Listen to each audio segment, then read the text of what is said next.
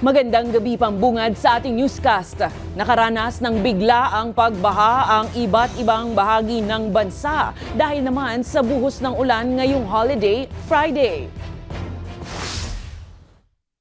Sa Mountain City ng Antipolo, nakaranas ng pagbaha sa bahagi ng Lagom Cafe, Barangay San Roque dahilan ng pagbigat ng daloy ng trapiko sa kahabaan ng Marigman Road dahil hindi madaanan ng maliliit na sasakyan ang tubig. Ibinahagi naman online ng netizen na si Aisa ang nakunang rumaragasang tubig mula sa Robes, North Caloocan. Habang bahagyang nakaranas din ng gutter deep na tubig ang ilang bahagi ng EDSA na ayon sa MMDA ay pawang humupa na.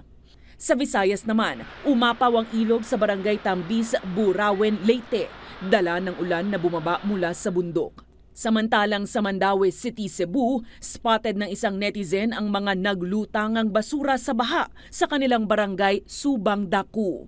Maaalalang nitong June 2 lang ng opisyal na ideklara ng Weather Bureau Pag-asa ang pagsisimula ng tag-ulan 2025.